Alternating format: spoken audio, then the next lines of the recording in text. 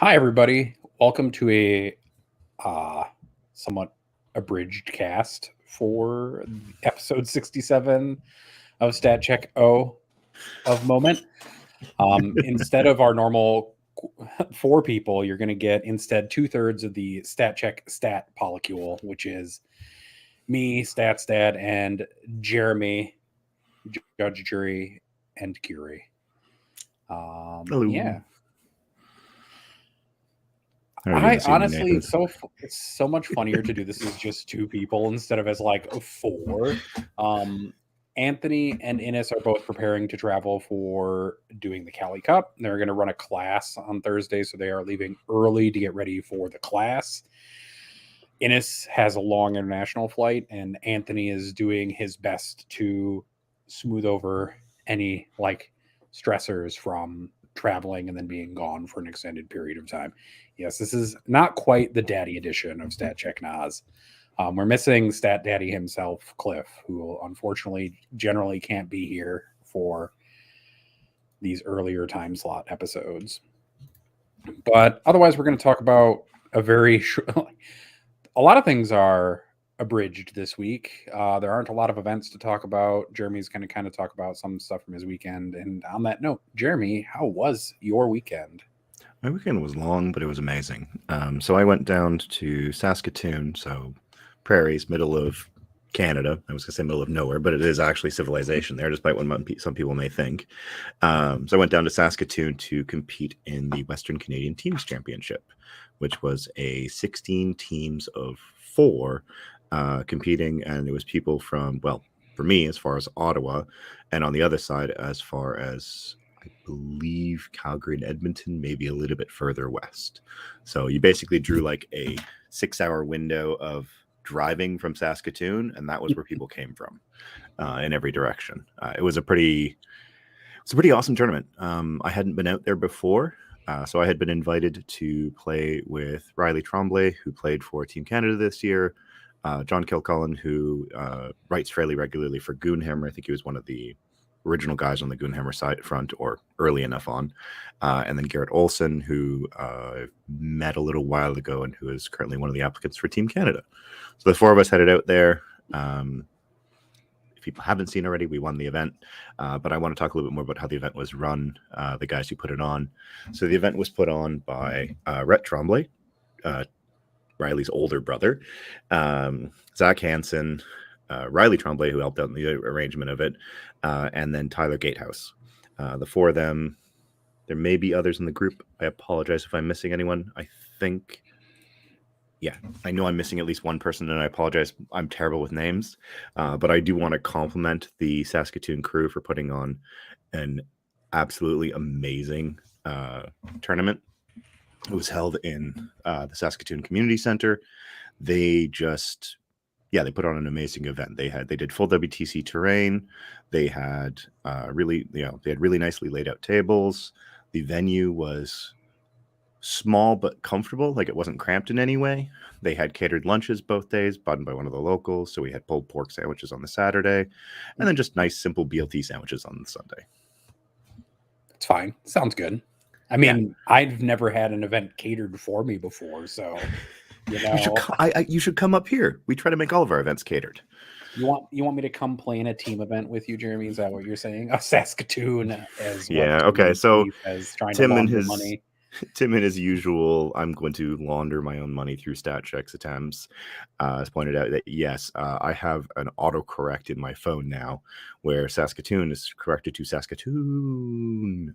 And so anytime I would mention that to someone, and a couple times when I didn't catch it in stat checks backstage chat, it would just be autocorrected to the longer version of it. I just figured that's what Canadians said anytime they said Saskatoon.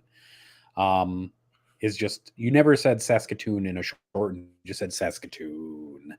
Yeah. No, it's so the place name itself has just 2 O's, but it is much funnier saying much longer. So what did you play Derek, at the team event? So I played Leagues of Votann. I played a modified list from what I've been playing for the last couple weeks. So the team event the weekend before, I took the 6 Sagittar list, dropped a Sagittar, dropped a unit of Thunderkin and an Ironmaster, and added in an additional unit of Hearthguard and another Call.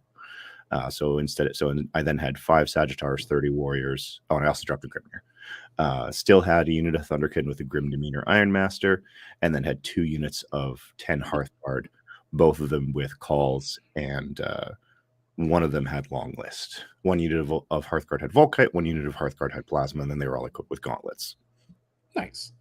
It seems like the Votann meta is kind of settling on like a couple builds basically at this point, which is kind of like the one you brought and then kind of the variant you'd brought previously, essentially. Yeah, like I've basically been experimenting around. We talked a little bit in going into it. So one of the things that made this team event a little bit different is it was only 4-man teams, which makes some of the pairing choices a little bit weirder, and also the possibility for there to be skew lists or for some teams to not have specific armies entirely.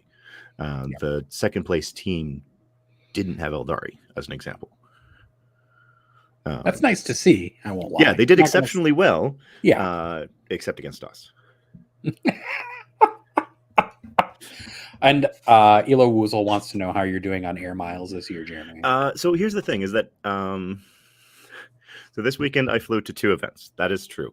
However, this event. So I guess I did get decent air miles, but for both Montreal and Quebec, we drove because they're fairly close by. I guess WTC would have gotten me some air. Yeah, I've collected a considerable number of air miles. I'm hoping that WTC next year is just paid for entirely by that. And yes, Tim, you're watching in the background. Come join us. Yeah, it's funny to look over at my Discord and see that we've been tagged in something and see Tim complaining that he's not like invited to the inside of this one. He's but Tim always Binney welcome. can definitely come. He has to grab some candy. I mean, I wish I had candy. I'm going to be going to the thing, but yeah, I'm getting a fair amount of air miles from my travel, but I will say, I've told my locals to hold me to this. If ever I say I'm doing more than 2 events in a month, to remind me of how I feel right now, which is just exhausted, because as I talked to some people a couple weeks ago, I'm not going to San Diego to help out with the Cali Cup this week because that would have been 5 weeks in a row that I was away from home. And I've just been slowly burning the candle at both ends. So instead, I'm going to be doing stats coverage, but from home. So I get to spend some quality time with my lovely wife and spend some time with my cats, one of which, the little black one, Logan, that people have met, is very, very heartbroken every time I leave the apartment now. Instead, you also get to spend some time with me on the internet, like we usually do. I like this. Yeah, it'll be interesting to see how it works out, because I think I'm going to be doing all the vocals, and then me and Jeremy will have like a back chat, and we'll figure out a way to maybe mix Jeremy in on video as well somehow. Yeah, Ben, I would love to take those miles, transfer them to another portal, and multiply them. But our rewards programs up here in Canada are very different than the systems that Cliff and Tim described. I've gone through that process and looked into it. No. I am still following as many of their tips as they possibly can. So go check out X and 1 for travel tips. Yep. And then I guess we'll talk a little bit more about your like round-to-round stuff in a minute. Yeah. Once we have like a third person to like bounce some more stuff off of. I guess my weekend I ran essentially a small invitational RTT with like 7 people is what it ended up being. Nice. Because like when you try to organize a D&D thing, when you try to organize a small RTT invitational, 3 people at the last minute say that they can't come. So instead of like 10 to 12 people, we had 7 people, which was fine. Basically to say goodbye to a local who's been like pretty central to the 40K competitive side of things. So Godspeed, Roger, as you go to San Jose. I brought 3 Phoenix Lords to this RTT because it was fun, and ended up playing my first round into Roger, who brought quadruple Catan essentially to this RTT. So I got to watch the Avatar of Kanan. Ooh. All 3 named Catan and a Transcendent with the Sempiternal. With the Feel No Pain? Ow. Yeah. So while the Deceiver cleared like a whole flank of stuff, including Aerolith and Karandras, who were like sadly mispositioned by me, the Avatar of Cain and Fuegan killed 3 Catan on the other side of the board, basically. The Avatar of Cain by himself killed the Nightbringer in combat and then melted the Void Dragon off the table. So, sometimes Impressive. terrible things happen. Yeah. Sounds like a fun weekend. It was a great weekend. I'm glad that we got to run it. I'm never going to try playing, judging, and TOing an event even at that small size ever again. That was complete nonsense. It gets pretty wild. I've tried it a couple times. I did it at, this was a mistake, and I do not recommend anyone do this, but we had an Iron Man a week after edition launch. Like a week and a day after the edition launched, we ran an Iron Man at the Red Dragon. 5 rounds, 27 people I think we had. And I was basically the one guy that knew all of the rules, or as much of I knew more rules than anyone else, and even at that point, I still wasn't 100% on everything in 10th. So yeah, nice. I mean, that sounds terrifying, but also like fun. We don't run a lot of like Iron Man style events near me, so maybe I have to convince my locals to just put up with it for one day, because our local store could run a GT. And I think the only way to convince them to do it would be to run an Iron Man style GT, like just running 5 rounds in a day, basically. The Iron Mans are easier sells for people who can't commit to the 2-day events. And I've noticed that locally, it's less of an issue here locally, where when we run 2-day events, they usually will sell it as well. But we do have some folks who really do prefer the 1-day commitment. They like to joke that they're useless the day after an event. So if they can instead be useless on the Sunday instead of the Monday, things are a lot easier. And I guess Kelly asked the best question, which is, what is an Iron Man? And it's essentially when you run a GT number of games in one day instead of across 2. So you'll run like 4 to 5 games in a day instead of just 3 games like you normally would for an RGT. Oh my gosh, it's a Tom Pane. What up, Timmy? Welcome to the main show. Oh, hi. And a spawn of Timmy. Hey, buddy. Sorry, nope, never mind. We're waiting. He said nope. He's a lifeguard this year. That's adorable. That's a great costume for a place with actual bodies of water you want to swim in. Right. Waiting for mom to get home.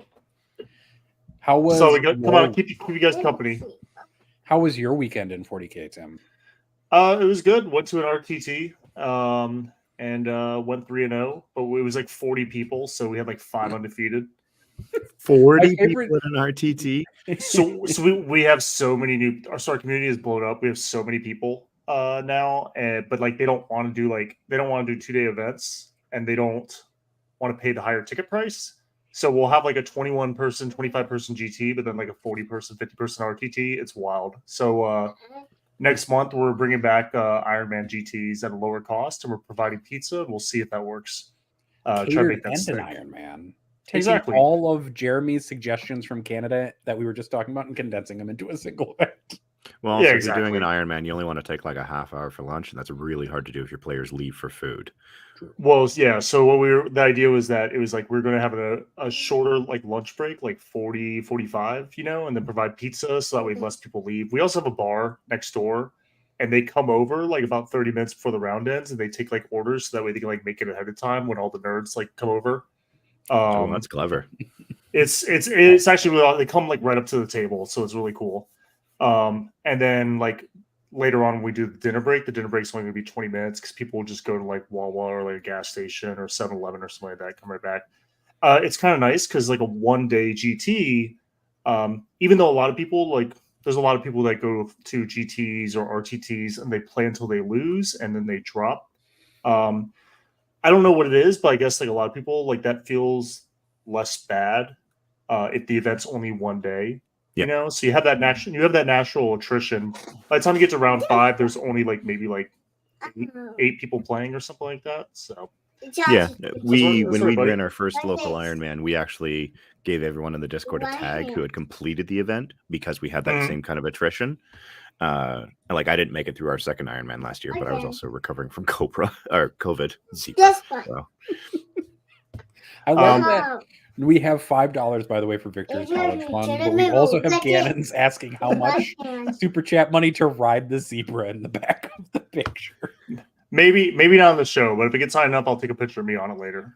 Okay, there you go. That reminds me. Do we have the picture of Tim as a hot dog to share in here?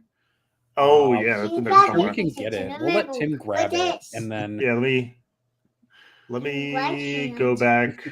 I need an Ironman Ultra Major. Oh, have to run 8 rounds in a day. We had discussed Running doing the that whole locally. time. We had actually scheduled it to happen. We were going to do, I think it was 9 rounds back to back with like breaks for food here. There is our friend and co-host. There you go. And he has a hot dog for everybody. So I guess I'm going to grab stats for the week. We're going to talk about our short weekend stats. And we'll talk about how nothing is safe or even good anymore, basically. No, I'm kidding. Also pull up some of the initial detachment stats for Space Marines, because I know everybody wants to know how Space Marines are doing. Although the title of the show might have given that away a little bit. There weren't a lot of events this weekend. I think there was 7 events. And the biggest one was the Hellstorm Wargaming event. So some of the numbers from this week are kind of small for player count. We had 7 events and then like 350 players. That's about half of what we normally have. So it's kind of a slow week. So don't anticipate like huge things coming out of this week. In fact, it kind of condenses everything into what we expect, even more so than usual. So at the top, we have Eldari with 26 players, just to kind of tell you a little bit about how many players we're talking about this weekend, with a 67.8% win rate. They only won a single event, although I believe it was the largest event of the weekend that they won. 7 top 4s, 14 top 10s, and a 3.24 for overrep. So Eldari are still kings of the castle, kings of the craft world. I don't know. Farseers of the floating planet. Leagues of Votann are right behind them. They had 10 players this weekend. Again, we're starting to see that there's not a lot. 60.6% for win rate for them. Only a single top 4, 5 top 10s, a 1.2 for overrep. Sisters had less than 10 players, so I'm not really going to talk about them, but they did manage to continue kind of that trend that we were seeing with them doing well, which means maybe next week the fall will happen. Every time we say they're doing well, in the past, in 9th edition, they'd fall off the next week. So it hasn't happened yet, but maybe the floor will fall out this next weekend. Chaos Space Marines were 4th for performance, 27 players, so more players than Eldari. A 56.4% win rate, an event win, 3 top 4s, 8 top 10s, and a 1.3 for overrep. And then rounding out our top 5, just to tell you about how weird of a weekend this is, and mostly because they didn't have a lot of players. You have Adeptus Mechanicus in the top 5. 5 players, 56.3% win rate. And it's mostly just one guy who won an event, and then 3 top 4s, 8 top 10s, and 1.34 for overrep there. So basically one person winning an event. And then on the bottom, it gets a little weird. Tau were the worst performing faction over the weekend. 17 players, a 40.2% win rate, followed by Custodes, which will make every Custodes player feel very vindicated. I'm sure a bunch of them are going to be yelling vindication at the top of their lungs after hearing me say that. They had a 40.4% win rate, 1 top 10 and no other placements. Chaos Demons, who had only 4 players, and a 41.3% win rate. Thousand Suns with 10 players, 41.8% win rate, and 1 top 10 placement. And then Grey Knights, who had 13 players, a 42.2% win rate, 1 top 4, 4 top 10s for a 0.93. The worst performing faction that also won an event was Dark Angels, who did win an event with a 42.3% win rate, a top 4, 3 top 10s, and then a 0.86. And I've already received a DM with somebody yelling vindication at the top of their lungs about the Custodes stuff, which will never get exhausting, not even once. And then in a role reversal, Orks are also in the bottom. Strangely enough, Drukhari not, but they only had 1 player over the weekend, so let's not get too excited. We're not looking at the Drukhari numbers very closely right now because we've had, 60 games in the last 2 weeks? Yeah, like they 12 players total. Half of that's been Scary. Yeah. 10th. And there's only the hardest thing about it is I think they're the second least played faction other than Adeptus Mechanicus at this point. Sisters have seen kind of a surge in popularity again after their event win, and have grown out of their bottom most represented faction aside from Adeptus Mechanicus into like the fourth least represented faction or something like that. I don't know what to make of it. And then I I think promised I'd pull out faction stats, so I'm going to grab those for a second while you can say something, Terry. Sorry. Yeah, so there's a tab that just shows the Marine faction subset if you want to see that. It It's doesn't factions seem to be bracket SM. Yeah, it doesn't seem to be working. 1 second. Oh. I got it. All right. I had done this earlier anyways, so. Okay. I think to little surprise for most people, though, is that Ironstorm Spearhead is kind of performing the best across the board, whether that's Codex compliant or non-Codex compliant factions. The only one who kind of bucks that trend is Space Wolves, who are using Stormlance a lot and have like a 55% win rate with it across the last couple of weeks. Or 50.3. But even for them, Ironstorm is like right behind it at a 48.6% win rate. That also still has a lot of Gladius task force numbers, though, in that number. For generic Space Marines, Ironstorm Spearhead has a 50.1% in like the last couple weeks of data. Followed kind of shortly behind that by Gladius, which is at like a 42.6. Vanguard Spearhead is also doing okay with a 44.2. Dark Angels, 57.6% win rate with Ironstorm Spearhead. These player counts are very low, so let's not take like all of this and be like, oh, this is 100% certain Ironstorm Spearhead is the best, but currently that's kind of where the numbers are bearing out, right? Let's be honest, Ironstorm was the easiest one to see strength in because it made gun good. Yep. Although even for Blood Angels, who gun good is not usually in their like title, they've had 10 players who've played Ironstorm Spearhead for a 47.3% win rate, which is the highest of all their subfactions. Yep. And then even Black Templar had a couple people play Ironstorm Spearhead to an 80% win rate. So the reason for that is all of those 5-point multi-melters that they get on their vehicles.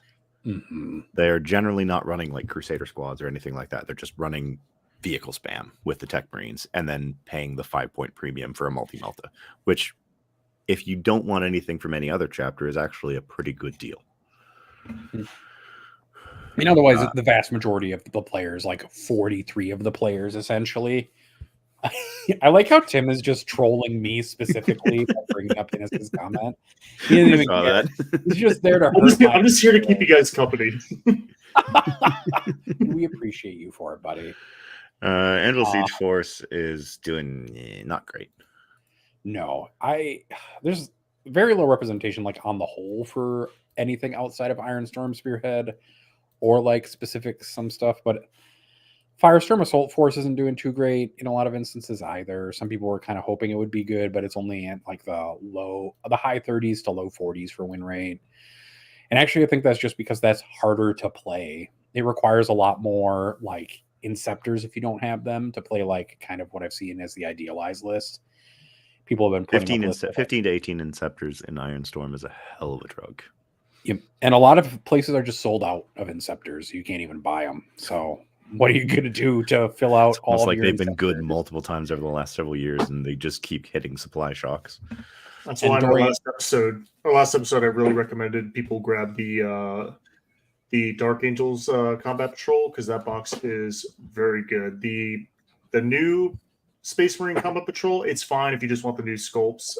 It doesn't have a lot of meta value. And honestly, the new Christmas box Clip and I weren't very impressed with it. But the Dark Angels box, like that, it never misses. It continues to be good. I mean, even if you can still find it, the Iron Hands box is pretty good.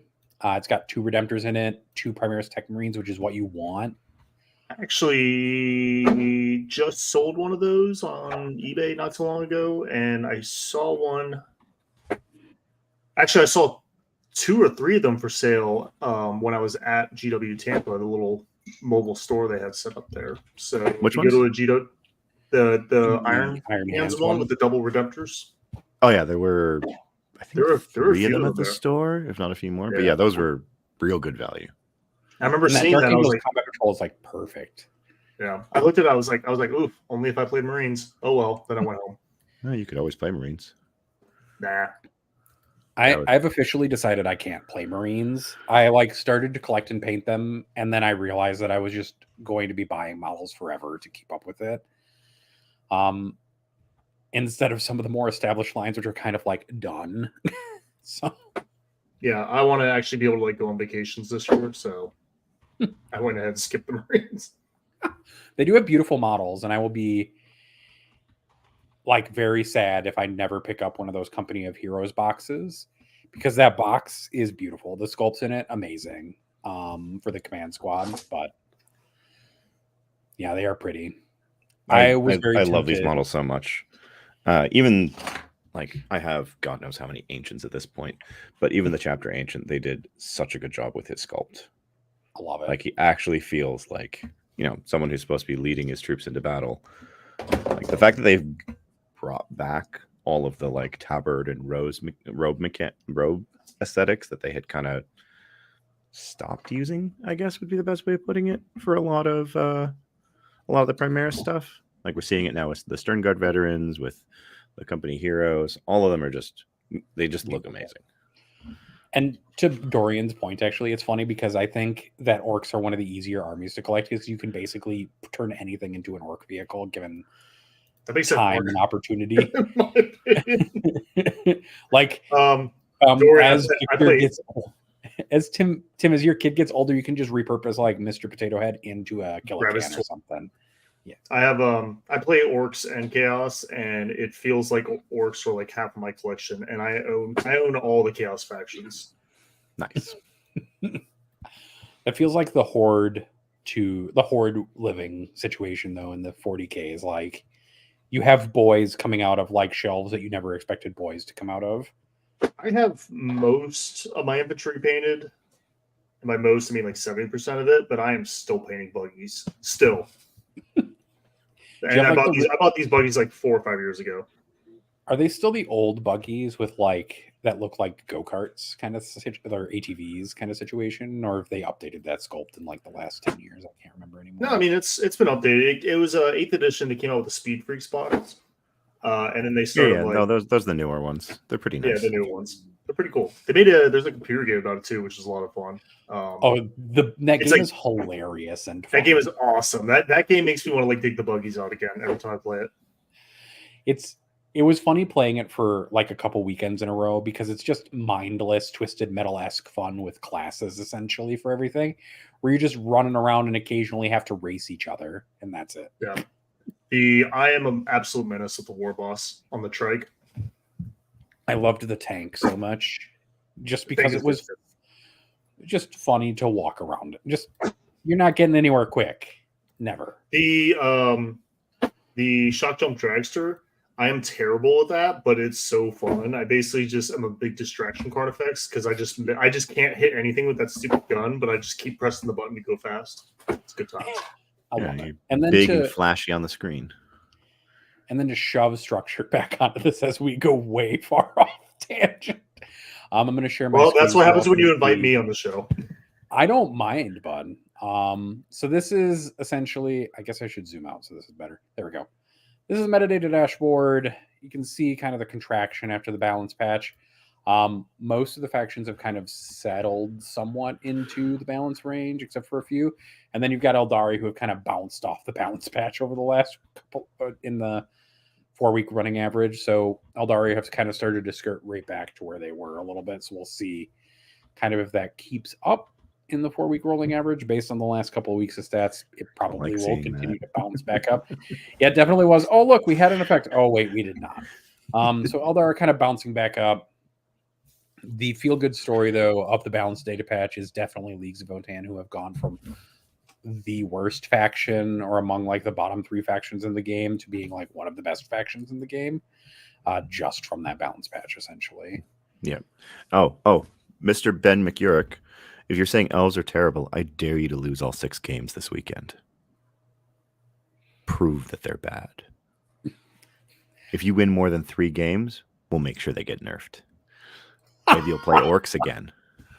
I don't think that's going to happen, but I want to play orcs. And then just to share kind of like what the other tab kind of looks like from the metadata dashboard, which you can find if you're listening to this as a podcast, you can go to stat-check.com/themeta and look at this a little bit later. This is since Codex Space Marine release. Eldari at a 63% overall win rate. Chaos Space Marines, and then Sisters, Leagues of Votann, and then Gene Stealer Cult. kind of rounding out, we've kind of went from just one faction outside of the balance window to 5 factions outside of the balance window. And Although, right on the bottom. Yeah, although sisters I'm a little skeptical of if whether or not that will maintain pace because their meta representation 60 games, 62 basically games 0. It's like 66 or 67 games. It's not a lot. Watching it carefully, not particularly concerned yet. Yeah, because like Drukari is the second least represented in this data set, and they have like 62 games or something like that in this data set, and they're at 53%. But their meta representation is basically 0. Yeah, so I mean the meta's still okay. This isn't the worst situation imaginable. You have a few factions who are outside the window, a few factions who are under the window, most of the factions within the window. It's not the worst situation, but it's not great either. One of the things that I find really interesting is Orks have slipped a lot. When the balanced data slate first came out, for the first couple of weeks afterwards, Orks were doing reasonably well. Like they were cresting over that 55% win rate mark. And then if you look at the snapshot that you're looking at right now, which is just looking at what we're calling the Leviathan 1.4 meta, which is since the Space Marine Codex came out, so just 2 weeks of data, small samples. But they're sub 50% now, not by much, but they are sitting below that. So it'll be interesting to see what shakes out over the next few weeks as they get more games and representation in. Yeah, and so we'll keep an eye on it. I continue my Chaos Space Marine watch, where that's a faction that kind of punches real hard and has kind of started to keep up with Eldari and GT. Well, they only have 4 games less, fewer.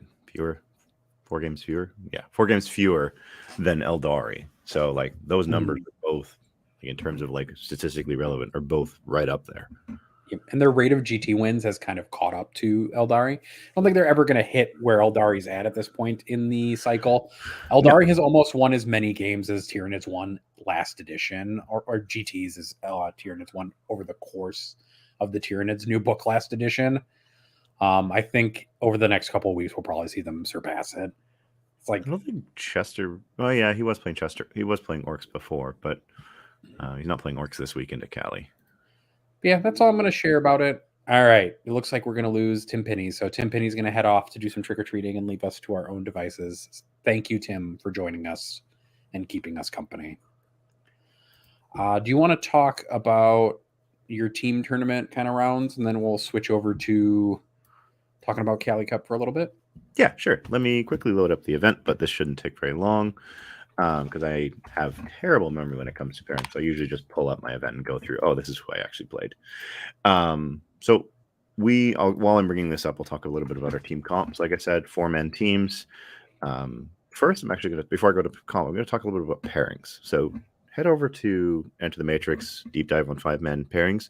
4-man pairings gets really weird really fast because in 4-man pairings, for anyone not familiar with team pairings, the way that the systems generally work and the way that we were playing this weekend is that both teams rock up to the table. They each put down what is known as a defender card each. They reveal them simultaneously, and then each team will put forward 2 attackers. The team that put down the defender each picks up the defender cards, chooses one, puts it down, rejects the other one, and then those form 2 matches.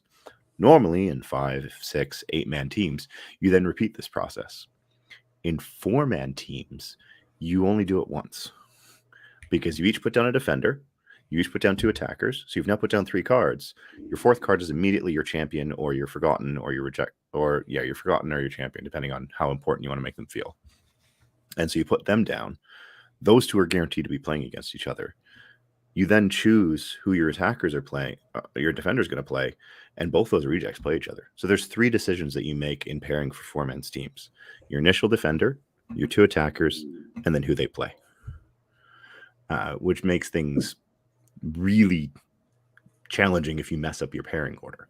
Yeah, that seems like you don't have a lot of choices, so you better make all the right choices. Yeah, and similarly, table pick becomes very impactful because the way that it works is once you've rolled it out, you then once you've done your first pairing, you roll between the teams, and the winner chooses the first table and the 3rd table. When that happens, that means that they are actually picking the 1st, 3rd, 4th table. So if you lose that roll off, you only pick 1 table, and it's for your defender, and that's it. Brutal, actually. We lost the table pick roll 5 out of 5 times. We did not get to pick the tables aside from our defender once that weekend. And it was funny because so Riley did our pairings for us. And he did the roll for the first 2 rounds, I think it was. Failed both of them. So we said, like, all right, John, it's your turn to roll. He failed. My turn to roll. I failed. Garrett's turn to roll. He failed. We were just like, okay, so we're all just cursed when it comes to this.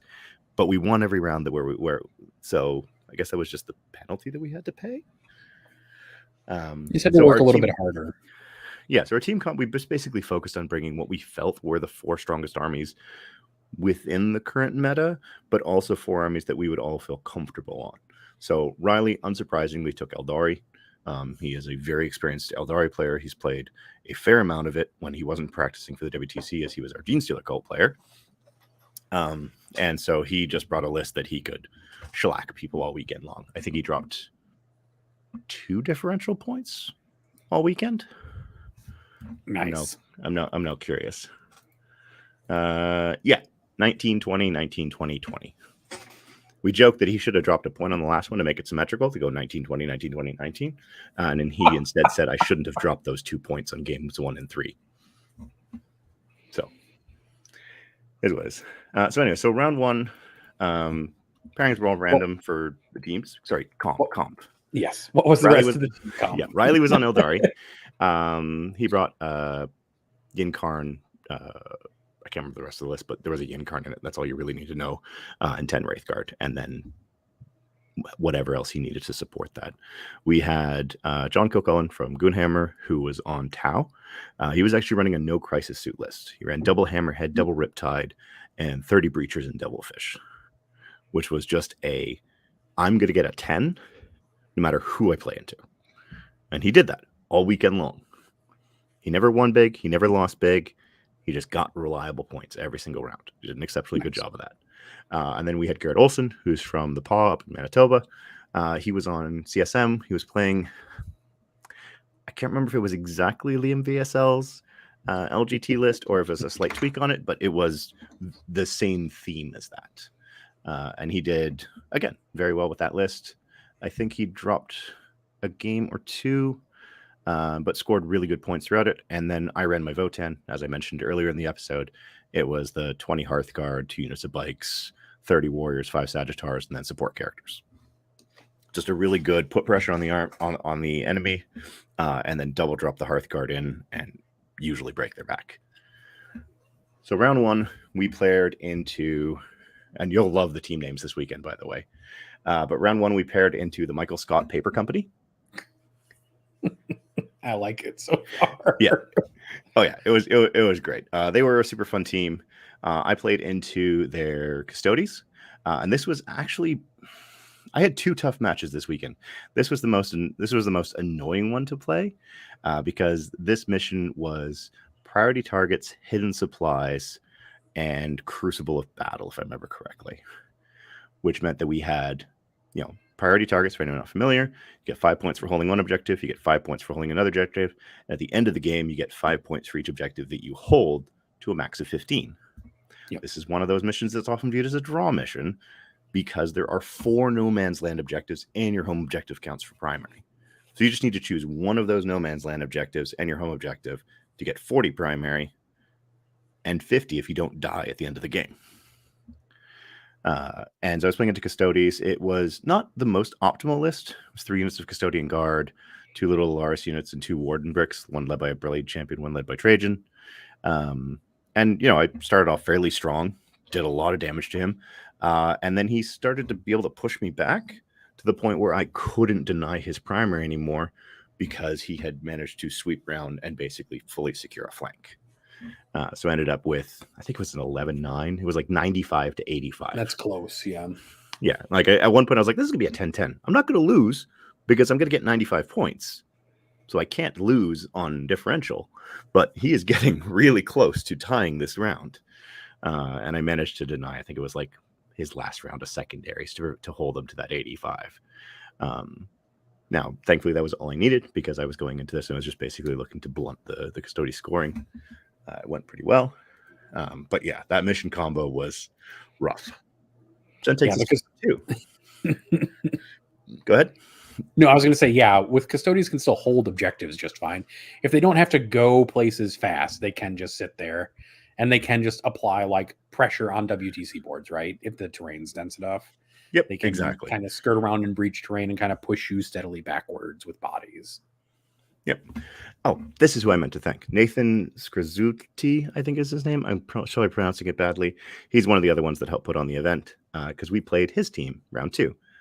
PIGS Resurgent, Pigs Resurgent. I don't actually know the origin of the name or what PIGS stands for. Super nice group of guys. I played into their Drukari player, Anthony, and it was, again, a draw mission. It was hidden supplies. I think it was corner deployments in this particular case, and it was take and hold. Fair. So it was 5 points for every objective you hold in your command phase to a max of 15 every turn. Yeah. And then player who has bottom of turn scores that one at the end of the game. And so, I went first, pushed hard into him, basically locked him in his zone, started dropping Terminators on him, and couldn't knock him off his home objective, and also couldn't reach his Scourges and his Mandrakes in time, so they were just flying and teleporting all over the table. And so he just played keep away against my very slow army. Once my transports were dead, died to all of his Dark Lances. Me just trying to run and knock him off objectives. Ended up, it was a 16-4 in my favor, but there was this moment where I was like, yeah, it's gonna be a 20-0. And then I looked at the board and went, nope, you're gonna score 15 at the end of the game because I can't stop those 4 objectives from flipping. And you're gonna score your end game secondaries as well. So it turned into a 16-4. Anthony was a lovely gentleman. He recognized that he had been very heavily thrown under the bus by his team. Yeah, I mean, you immediately look at that and you're like, well, there's no world in which the Votann can't untransport the person, and no world in which they can't kill everything that's on the table with shooting, because the best save in that army is essentially like a 5-up invulnerable save. 6-up invulnerable. Oh yeah, it's mostly 6-up invulnerables now on most things. Every time I put my Grav or my Sagittar Bolters or anything into a Raider, or like as soon as I saw any of the Raiders, Venoms, or Ravagers that he had, they just disappeared. They just go away. Yeah, he did a really good job of scraping back the points that he did get in that game. So I did kind of congratulate him with that because it was a rough matchup. But yeah, so that was round 2. So going into round 3, we played Purge the Foe. Fun. You're seeing a theme here. Yeah. I just went into this and I was like, all right, so my list does not do well on Purge the Foe in terms of differential scoring, because I've got a lot of trash. I've got 19 units in the army, and about half of them will die through the course of the game. So my opponent is going to score the kill, and sometimes the kill more portion of the primary. So I can make him so he sits on no objectives, which I did this game, but he's still going to kill me and score a whole bunch of primary. So I played into, so we were playing into Flat Top Gamers. I was playing into Ian Robertson. He was playing, I think it was Gladius. No, it was Gladius, specifically Ultramarines, because he had Uriel Ventress in the list. So he had used Uriel and Marnius Calgar. So he had Marnius Calgar and a Biologus Apothecary with Bolter Discipline attached to an Aggressor brick. He used Uriel Ventress to give them Deep Strike, and then would use them to ruin someone's day. Yeah, a nice little hammer unit. Yeah, it was a really good hammer unit. It was the one unit he had left at the end of the game because everything else died, and then I was out of resources to deal with the hammer unit. I said, "You move 5 inches a turn. You stay over there. You will hold your one objective. You might kill one of my units, and I'm going to sit over here in your backfield, homering and cleansing on your side." Right. And so that's what I did. Similarly to the last game, it was something that was looking like it was going to be like 20-0, and then I stopped killing him, and he started killing me a little bit more. So he scored just a little bit more of primary than I was expecting, and it ended up being a 16-4. Again, fantastic opponent. He also recognized that he was severely outgunned on the bullets front. He had a bunch of tanks that were not efficient into my warriors. And shout out to Stephen Lind, who is in the chat right now, Canadians Lind. He was playing for the FAAC Buddies, who won best presentation of the event. They had an absolutely gorgeous set of armies that were on presentation. So that was round 3. So going into round 4, we are because there were 16 teams at the event, we were one of 2 teams that were 3-0. So the next round would essentially just determine the winner. Not necessarily, because you can always lose your last round. Yeah. But the next morning we were into Know Your Role, who had Adam Green, who was on Team Canada, but not the traveling team last year. Aiden Garcia Amadi, Darren Jack, who along with Adam is applying for Team Canada this year, and David Corin. And this was the team that I was talking about that finished in second. They had Dark Angels playing Vanguard, Spearhead. They had Necrons, who were running a double Lich Guard brick. Darren was running Orks with Gazgul in a battle wagon. And then David Corin was running Grey Knights with a couple Terminator bricks and a big Paladin brick. That's a whole bunch of primary like suffocation lists, essentially, right? Oh yeah. And we got pretty much exactly the pairings that we wanted to. We got me into the Necrons because Lich Guard bricks evaporate normally under my army. There'll be a story about that afterwards. Riley got into Darren's Orcs. We got John into Adam's Deathwing Knight brick running Vanguard with the infiltrators. And then Garrett got into their Grey Knights. It was basically exactly the pairings we wanted. And after talking to them a little bit, it turns out it was because Adam was very confident that he could beat John's Tau. So my game against Aiden was a very funny game. It was a fun game. We had a good time. He made a couple mistakes early on that really kind of tilted the game in my favor. But one of the things that he had done was he had moved up. He had 2 units of Tomb Blades that he was using for early cleanses. And then he would move up the Lich Guard bricks into the middle of the board. We were playing Sites of Power, so setting a Lich Guard brick with a character in the middle is going to score you a lot of primary. So I knew that I had to act decisively, fast, and just put a lot of pressure on him. He went first. He moved up. And he moved one of his Tomb Blade units in sight of my Thunderkin unit that I'd started on the board on the line because he had no shooting I was worried about. So I overwatched. Those unaware, Thunderkin overwatch on 5s. Wiped the unit, and that unit had been one of the units that I had given the Ruthless Efficiency token to. So it meant that on my turn 1, I got 3 bonus CP. Look, man, I can just do whatever I want now, strategy-wise. My economy has been fixed. He had moved up and advanced up a Lich Guard brick because he wanted to get his second cleanse. So he had advanced it and paid the 1 CP to turn their weapons assault. Makes sense, yeah. Rolled it up into the middle objective, cleansed, and then I put 4 Sagittars, a unit of Thunderkin, and 2 units of Warriors into it, and killed everything except for the characters. Which meant there was a Lich Guard brick and a unit of Crypto Thralls no longer in contention. And that flank in the middle just collapsed. Makes sense. And then is where the game got really weird. So on turn 2, he basically just keeps that other Lich Guard brick on the middle, keeps bouncing around his. Starts moving his Transcendent Satan towards the middle to do damage, and puts Ophidians in my backfield to just homers. I didn't bother trying to stop the homers. I was trying to play Primate Denial.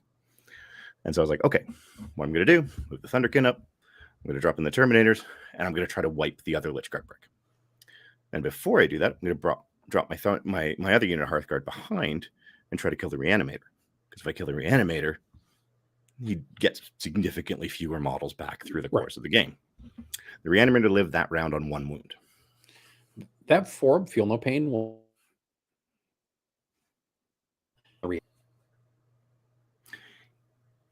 Yeah. And then on round 3... You froze for a second. Sorry. You did too. So I think that was probably on my end. Oh, that's fine. I was like, I'm not sure what's going on. Jeremy's not reacting to the Forb, Feel No Pain comment. No, the Forb, Feel No Pain was rough. Because then on round 3, it lived on 1 wound. Oh, again. No.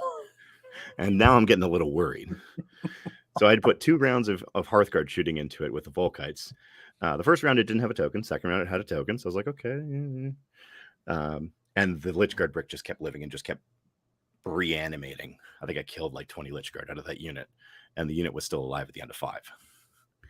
And then finally on turn 4, I kill the Reanimator. But at this point, he's gotten my command phase twice, his command phase twice, my shooting phase twice, hit both of our fight phases. He's gotten like 7 or 8 D3 more wounds back on that unit than he should have. Which that right there is, 8 or 9 Lich Guard more than he should have had in that unit. And I'll admit, part of that was my mistake. I put I did a little bit of split fire and a little bit of split charging when I should have just said, nope, all this goes here because that needs to die. But I thought 6 wounds should die. But it would go down to 1 wound, and then he'd make 2 or 3 4-up Feel No Pains on the last couple and be like, well, I have nothing else to put into that. This is bad. So again, like it was one of these things where it was probably going to be like a 15-5 or a 16-4, and it ended up being a 13-7. He just managed to scrape those points back by recognizing that if he just sat there and scored the 3 for holding, the 3 for having a character on it, and then the 3 for his home, he was going to score a lot more primary than I had planned on him scoring. Yeah. I did hold his cleanse down low because we realized that crypto thralls don't have pistols anymore. That would do it, yeah. Once Lich Guard bricks are in combat, so I just ran Hearthguard into him and said, "You can't cleanse." And that was when the this was a good. I had a good chuckle this because I'd forgotten about it.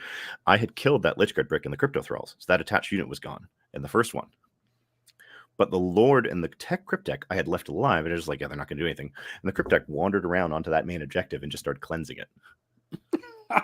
While I'm sitting there stuck in combat with the other one. And he has lone op, so even my guys that are sitting further back can't shoot them. Yeah. And I was like, oh, all right. You're going to get a couple turns of cleanse, and I can't do anything about it. And Linda's right. Split fire failing is a uniquely terrible 40k feeling. Oh, it's... I did it multiple times over the weekend where I was like, I'm just going to put like a couple guns over there. And then you watch somebody make like a couple 4-up invulnerable saves or a couple Feel No Pains. And then all of a sudden you're like, I made a mistake. Yep. No, we've talked about it before. We were actually talking about it in our team chat earlier today when we were doing a bit of a debrief on the weekend.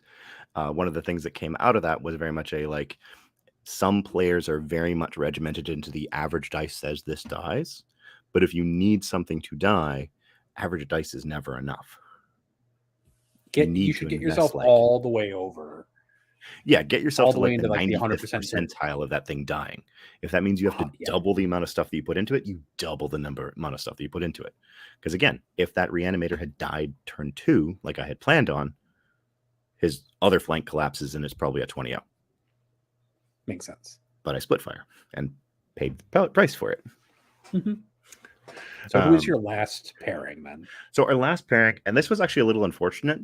On our last pairing, so we had finished the round. We were now 4-0. So we were going to pair down into another team that was like 3-1 at the time or 2-1-1.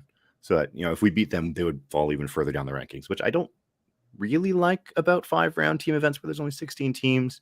But it also makes sense because sometimes, like, for example, if we had drawn the Know Your Role team, then that last round would matter because we would either want to win, draw, and score more points than them to finish high. Mm-hmm. But anyways, so going into that, so we knew that we were going to play Nemesis Gaming because they were the only 3-1 team that we hadn't played at this point. Okay. Except Nemesis dropped. Oh. Yeah. Now, they were from, if I remember correctly, Edmonton, which was a 5 or 6 hour drive away. The weather that weekend had been kind of iffy in true prairie fashion. We had been having snow on and off. There were a couple of times when we had whiteout conditions. And yeah, it was one of those moments where we were like, oh, this kind of sucks. So the TOs came up to us. Tyler was very apologetic. He's like, you guys might get a bye. You've already won the event, but we'll try to, you know, find you something. And so we do appreciate that. Like, and there was a bit of talk around there. And what ended up happening was the day or 2 days before the event, one of the teams had to drop. And so there was a team of replacement players that banded together and served as, I mean, they're actually played under the replacements for the weekend. And so we talked with them, and they were gracious enough to basically drop. And then just the pairings were redone for the entire round. Pairing Nemesis into the replacements. The replacements got the bye win. And then we ended up playing into Saskatoon Vipers. Or Saskatchewan Vipers. I can't remember which one it is. I'm sure Riley will correct me later. Either way, they're a local team. And you could very much tell from playing them that they were players that had played around Riley, who is an exceptionally talented player, very often. Because they held us to our lowest score this weekend. We won this round by 2 points. Oh, wow. Every other round we had won by like 15 or 20 points. We were averaging, I think it was between 60 and 65 points out of the 80 available points to our team that weekend, and we only scored 45 points. So credit to them. They paired well. They played well. I actually lost my last game. And I lost my last game. I at first was blaming bad dice. And then after yesterday, as I was doing my usual debrief on every game, I realized that I forgot one of my own rules. Which is, yes, it happens to me too. Even someone who judges still forgets these things.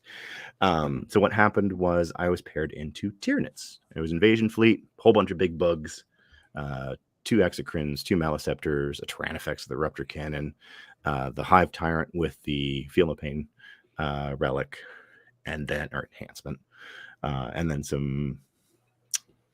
What else did you have? You had a Biovore, obviously, a couple Pyrovores, and a big unit of mind bugs. What are they called? Zoanthropes?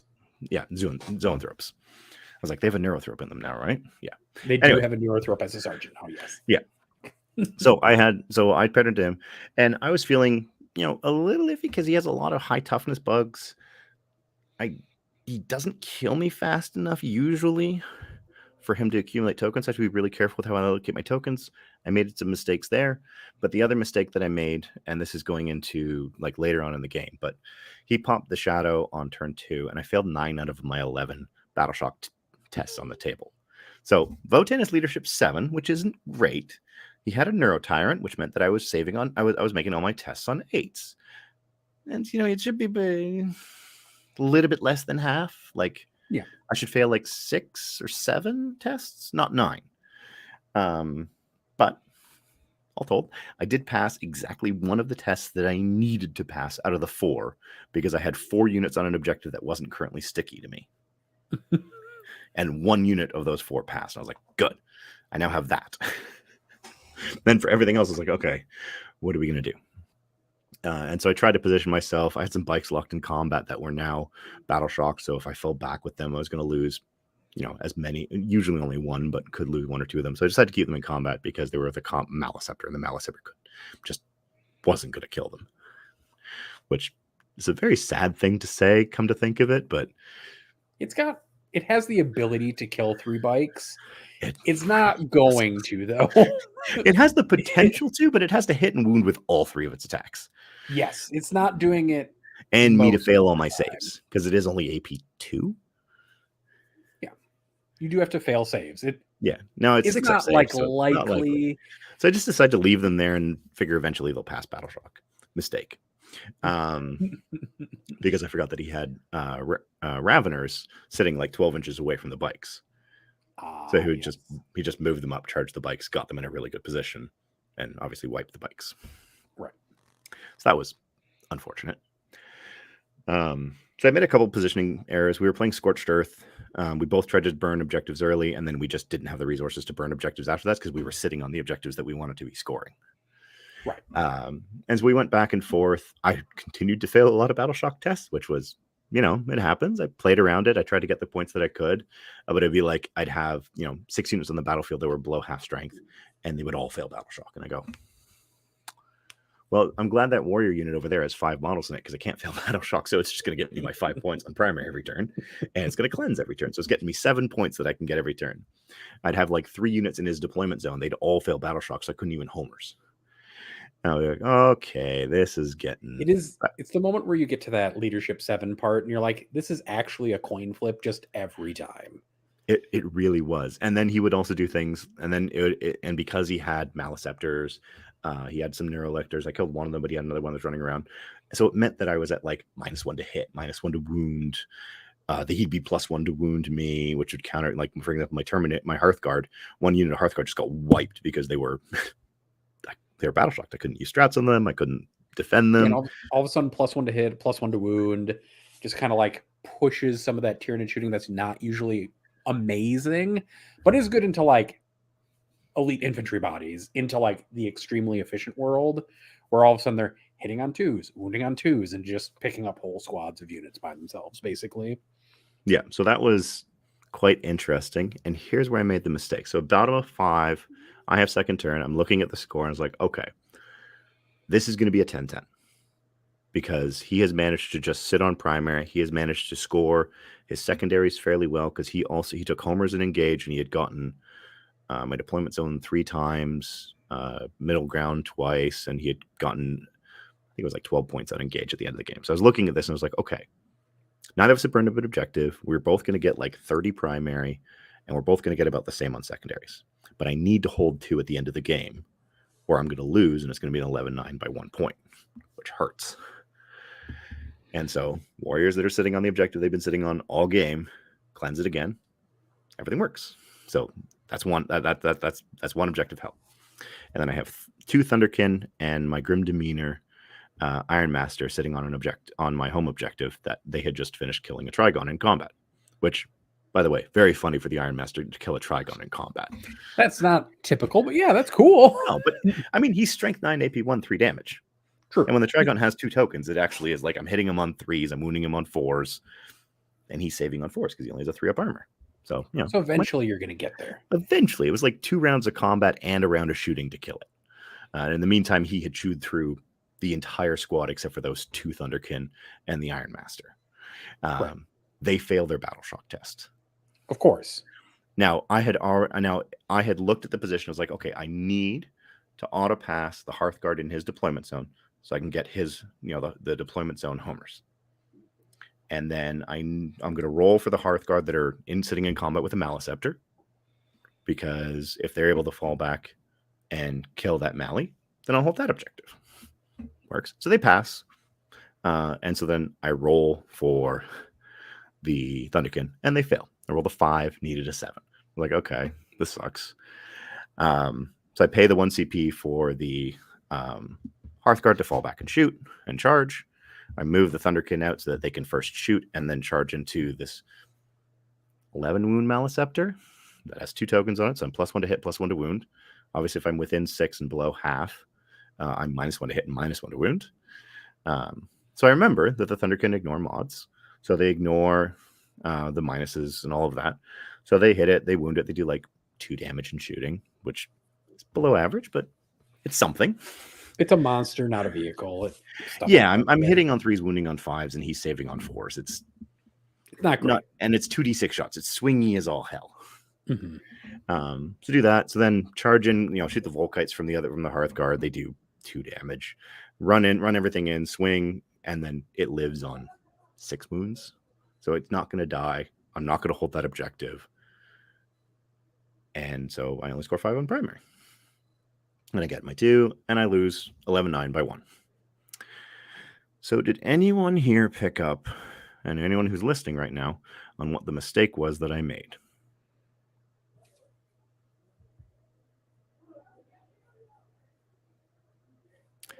My Iron Master had Grim Demeanor.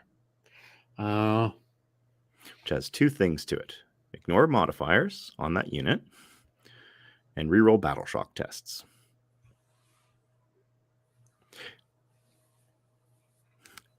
Mr. Taos in the chat has caught it. Battle shock setting your OC to 0 is a modifier. I didn't need to do anything that turn. They just needed to sit there, regardless of whether they failed or passed the leadership test, and they would have held the objective. Terrible. Similarly, they reroll battle shock tests. So all game long, I could have been rerolling their battle shock tests. It never comes up with that unit because it's usually just dead or at full strength. Yeah. And yep. And then Alexander Singleton points out the other one, the Grim Demeanor for the leadership check. So if I had remembered either of those rules, there was a chance that I managed to scrape that back into a 10-10. Thankfully, the rest of my team managed to scrape enough points that we won the round. Like I said, we only won by 2. That was on the back of Riley absolutely rinsing their Votann player 20-0. John managing a 10-10 draw into their Necrons, who most of the time that's not the case for Tau. Tau usually can rip through Necrons without any trouble. But because he was running the double Riptide, double Hammerhead list, he didn't have the Crisis bricks that really do the volume into Necron Warrior or Lich Guard blobs.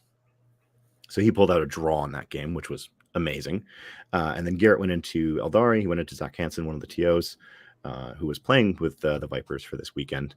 and he had some poor decision making and also some just atrocious luck. Things like 6-inch rerollable charge or 6-inch charge failing, not having the CP for the reroll because he had used it on full rerolls to hit and wound on an undivided Forge Fiend that had done 0 damage to an avatar. And it's just kind of like, but he managed to, like, it was looking like it was gonna be like a 20-0 in Zach's favor, and he managed to pull it back to be a 14-6, so he got those few points. And so, like I said, because the final was 45-35, it was a very tight round. Now, had we drawn, it wouldn't have changed the outcome for our team, but we had gone to this event with the intention of going 5-0. Right. But yeah, the Vipers gave us our best round in terms of challenging play. They also got the pairings that they wanted that round, which we did not. It happens. You can't pair perfectly all the time, right? Yep, but that was the weekend. I got a cool little trophy. I like it. Now, nice little Legends unit. When we saw it. Yeah, exactly. We were like, I mean, technically this model does still have rules because you can take one scout with a sniper rifle in a scout unit now. Yes. But you're never going to take five. The Thunderhammers will never not be funny on that unit, though. Yeah. Because the Scout Sergeant looks so silly with a Thunderhammer. They're always too big for him, so he always looks like he's one-handing a sniper rifle, one-handing a Thunderhammer. It's like, my guy, put one of those down. You can't do both. Yeah, it was very silly. Animo the Troops are sticky didn't matter because he had a Trigon on my home objective for 2 turns previously, so he had out-OC'd me on that for a couple turns in a row.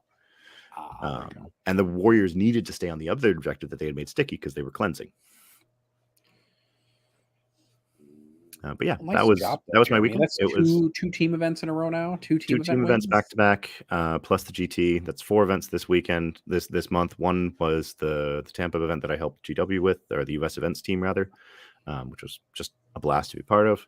I am never doing 4 events in a month again. And if ever any of you hear that I'm doing this, remind me of how tired I feel right now. I'm gonna write it down. Yeah, we have it pinned in my local community chat where I just have this blurb of, please remind me if ever I say it, think of doing more than 2 events in a month. All right. We are going to transition over to talking about the Cali Cup now, where we are going to listen to, we'll keep it a little abridged, I suppose. We don't need to do too much. But let's talk Cali Cup. What is it looking like so the Cali Cup's the event that Anthony and Innes are both going to be playing in this weekend. They're running a class in front of it.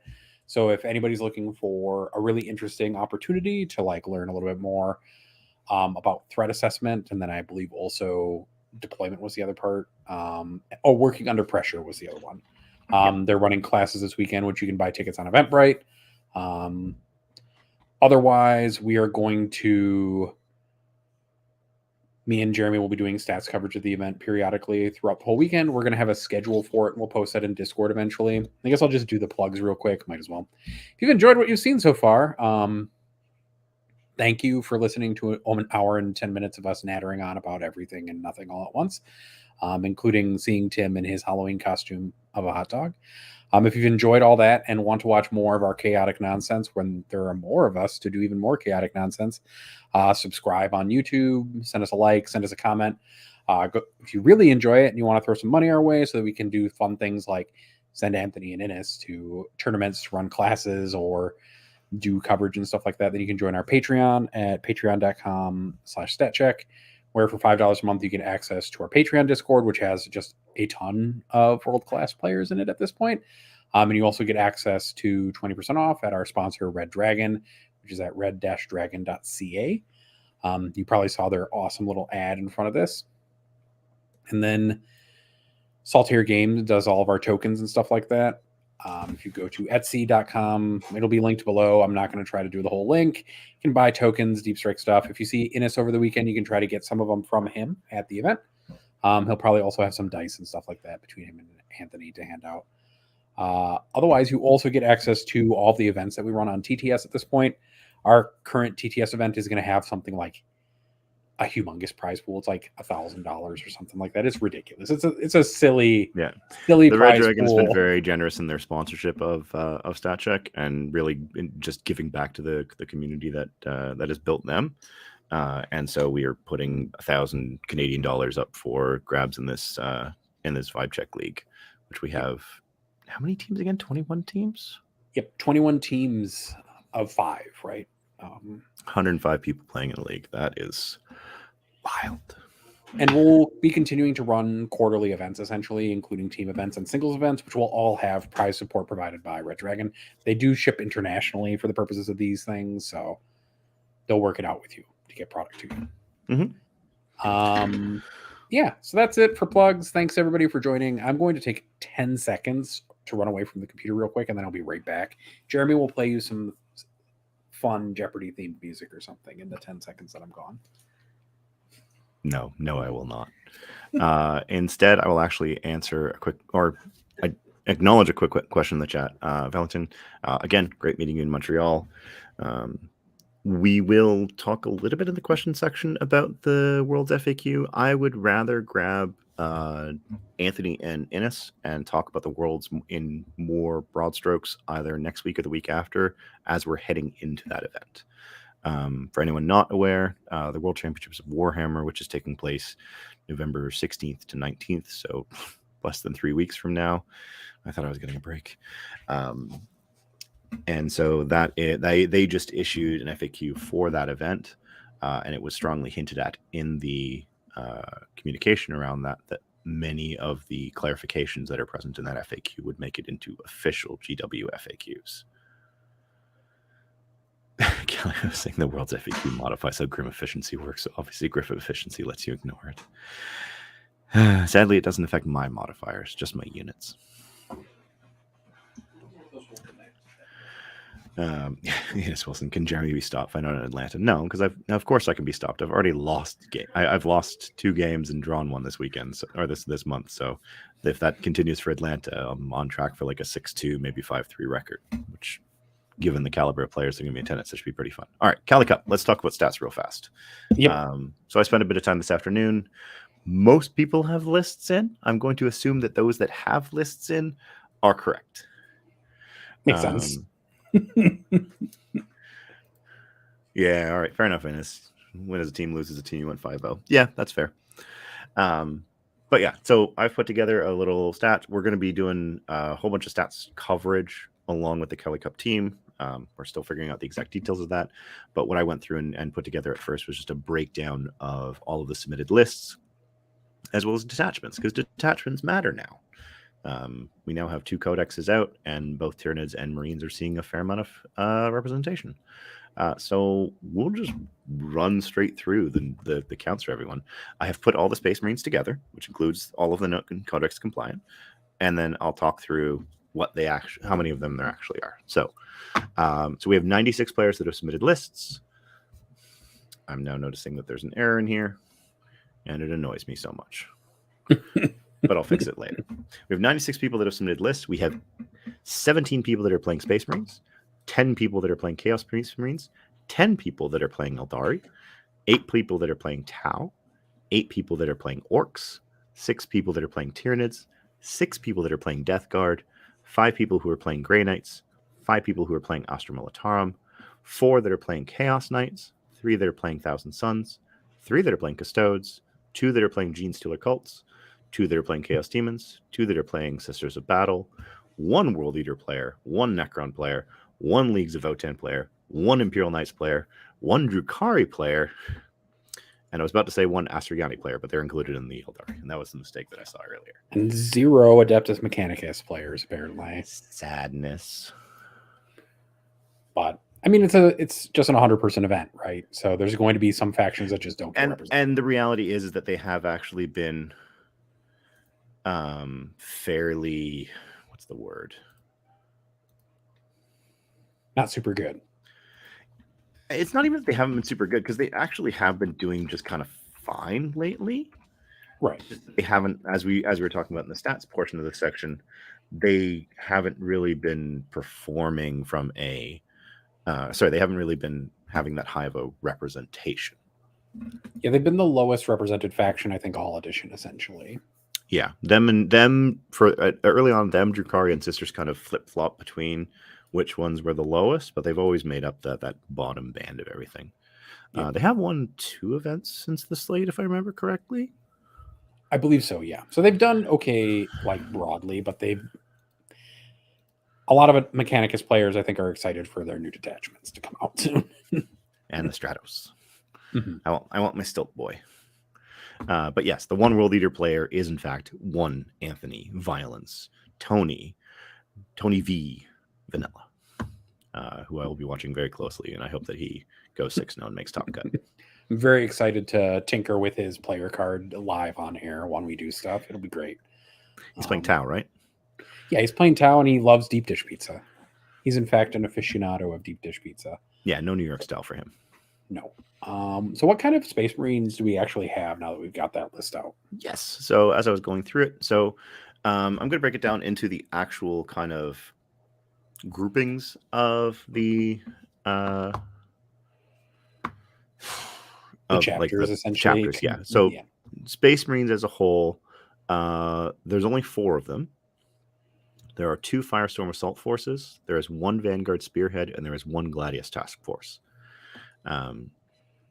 Now, Marines as a whole, like Codex Marines on their own, haven't really been doing nearly as well as the non-Codex because, unsurprisingly, non-Codex have some more special units that are available to them that just fit those various detachments better than the core Marine ones do.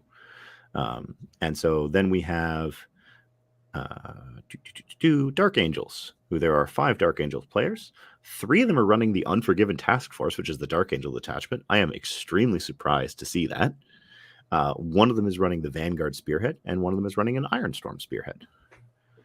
The Unforgiven Task Force is bad in my mind, but we'll see. Maybe these players have come up with something interesting, so I'll definitely be watching them closely. I was joking around with a friend of mine earlier that apparently I need to get Azrael back out on the table if they FAQ it so that he can lead company heroes, because a unit of company heroes that are -1 to wound with a 4 of invuln do sound very funny.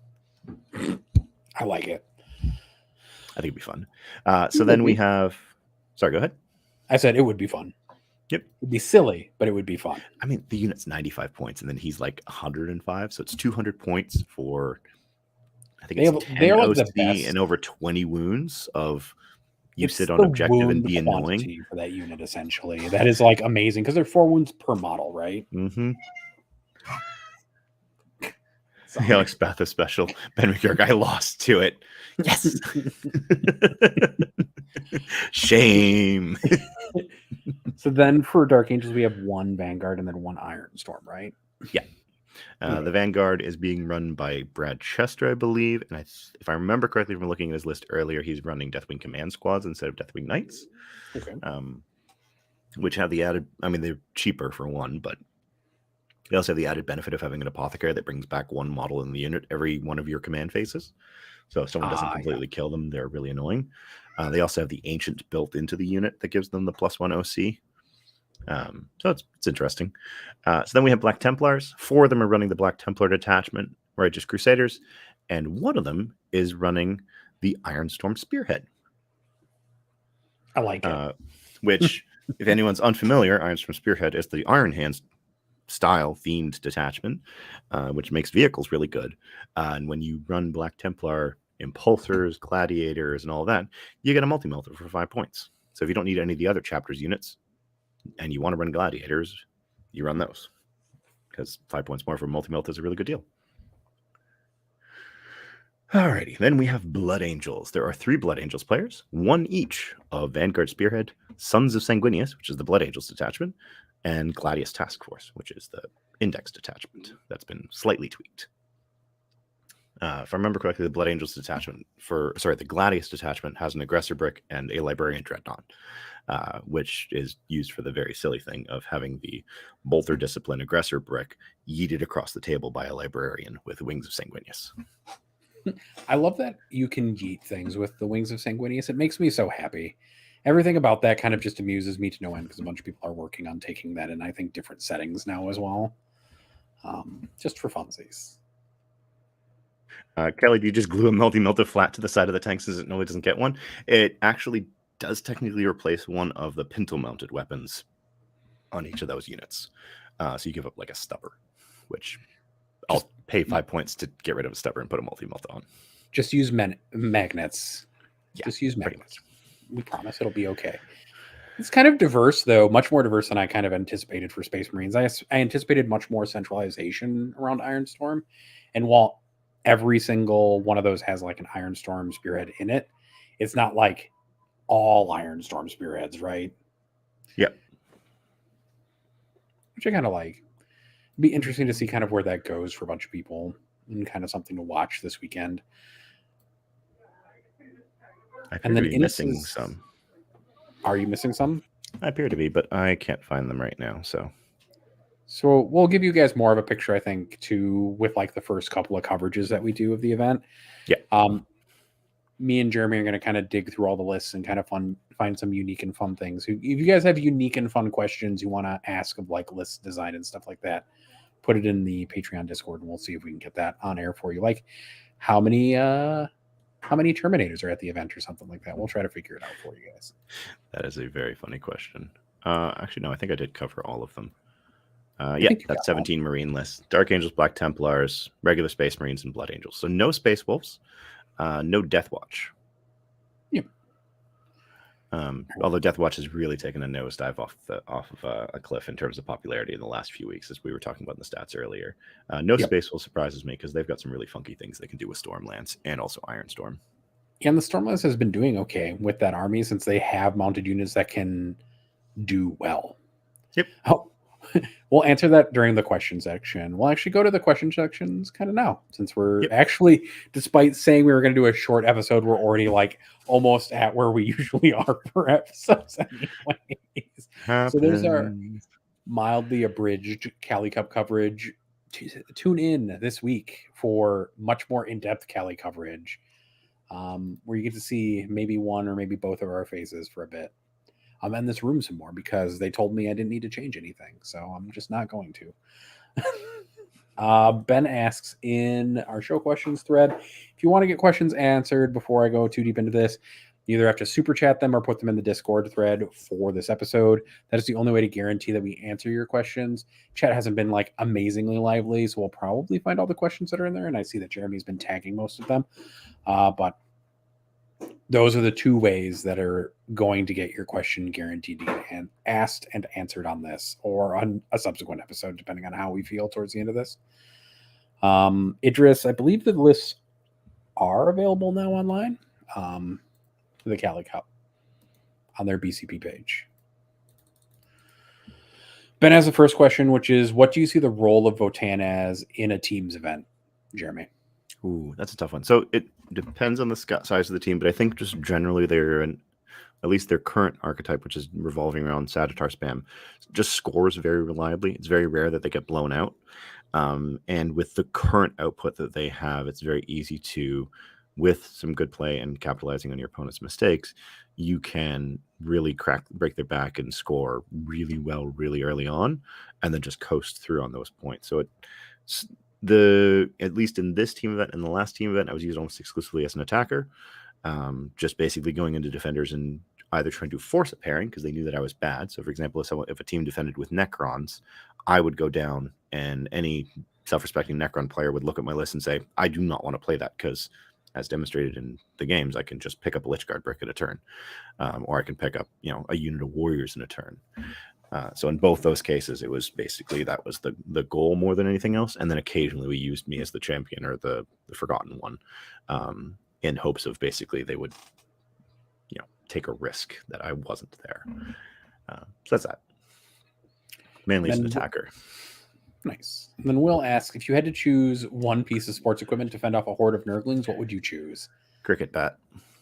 I also like cricket bat because it's nice and wide. Yeah, you'll get lots of surface area on the horde of Nurglings, and plus the flat side, which is that little bit of taper, will give a nice splat. Yeah. Tark Ben continues doing food questions, which I'm never not going to be amused by. And his question is, what toppings do you put on your burger? And I like bacon, cheese, and then pickles, and then you have to have like a little lettuce or something to kind of protect some stuff and add crunch. Sauteed mushrooms and a cheese sauce. I like it. And bacon. Always bacon. Bacon just makes everything better. It's true. Sam asks, thoughts on the World Champs of Warhammer FAQ? I haven't read this at all yet, actually. And all I've seen are kind of the takes that have come off of it, and I have not actually read the document yet. I will say 3 things about this FAQ here. You can DM me later to get my full take on this. The modifiers ruling, I feel, is wrong.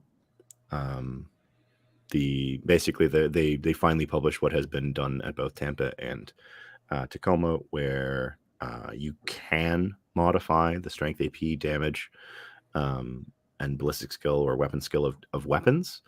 That modification is not ignored, but everything else on the top of the datasheet is unmodifiable. It gets really confusing and really it becomes unintuitive for players. But the way in which it's currently written, I can see how they got to that interpretation. I just don't agree with that interpretation. So that makes sense. I'll play it as it's ruled at Atlanta, but I don't like it.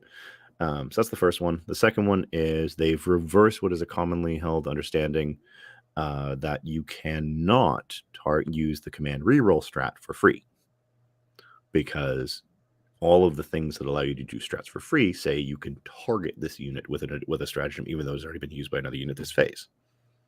The command reroll stratagem has no target. Targets the roll, I suppose, right? Yeah, but like stratagems are now very well laid out in terms of right, the when, the what, and the target. The command reroll stratagem doesn't have a target in there at all. So that makes sense. And then number 3. Number 3 is the change to basically reserves, the way in which things are brought in.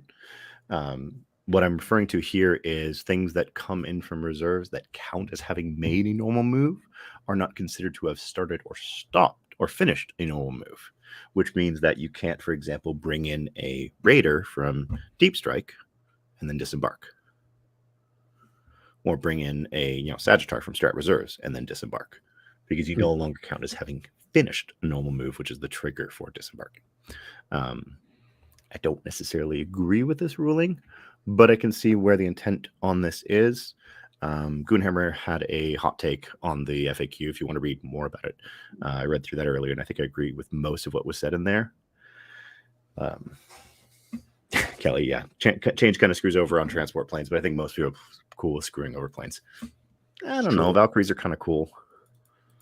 But that's basically what I said. I don't think there's any, like, aside from the modifiers thing, I don't think there's anything that's necessarily wrong in the FAQ.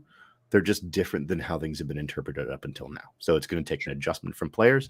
I will say kudos to the U.S. events team and the team that is running the World Championships of Warhammer for putting this out almost 2 weeks before the list deadline, because it means that we can adjust our lists accordingly and we know exactly how those things are going to be ruled.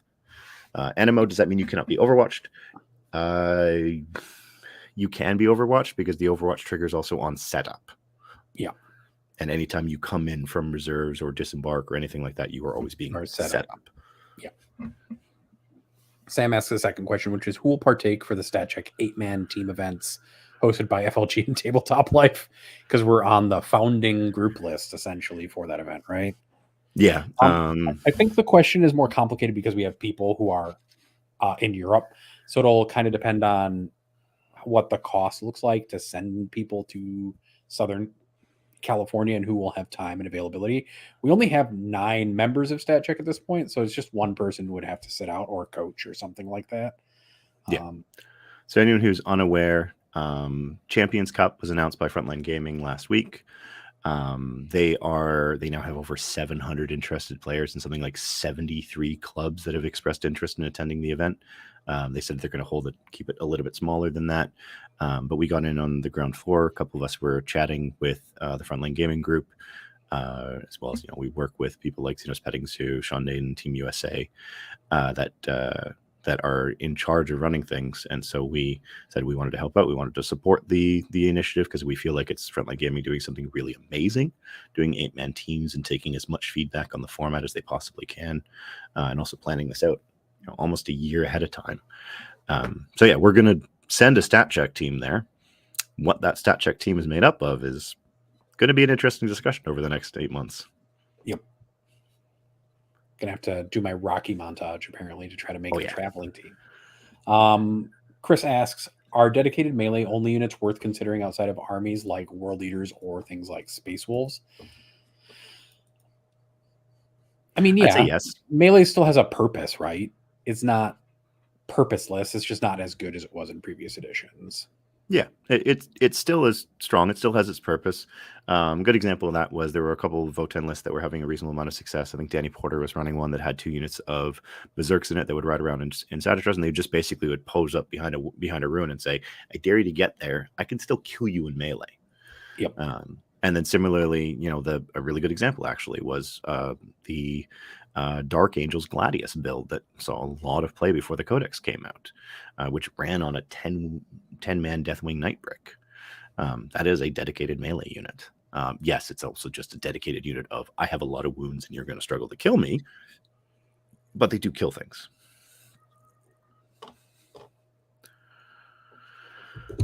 Hadrex plus 6 Blade Guard. So I'll give you a little bit of trivia here.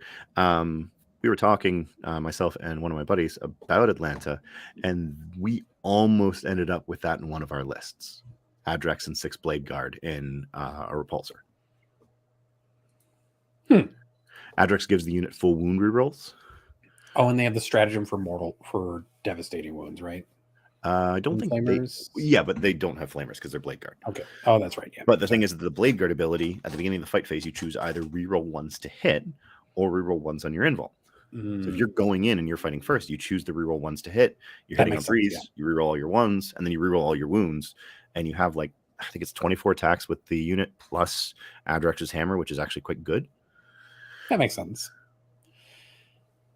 And yeah, I think the usage that you talked about for Berserks is kind of the usage that you see for melee dedicated units. Is you post them in places and they control space, which is how Anthony plays World Eaters regardless of the situation. Yeah, and Kelly also makes the point that you have the Hearthkin Warrior melee weapons and stratagem, where you have the stratagem where if something has more than one or more tokens, you get plus 1 AP for every token that they have.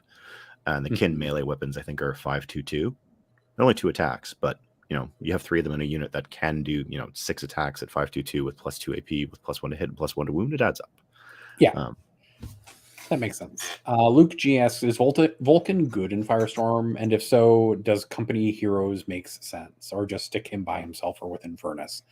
I think he's one of the people you stick with an Infernus unit, though, if you can stick him with an Infernus unit. I don't think you're using him for his, stickiness so much as you're using... Well, maybe a little bit. You're using him to point at something. He doesn't need to lead the unit, because remember, it's just he chooses a unit and all melta weapons reroll wounds against it. Then I guess you. But he is put him in enough. You could probably put him with an Infernus unit just as a bit of them as a blade of wounds and some decent damage. Because him on his chosen objective is really annoying to remove. Does he give himself the feel no pain, or does he give his unit the feel no pain? It's just himself, I'm pretty sure.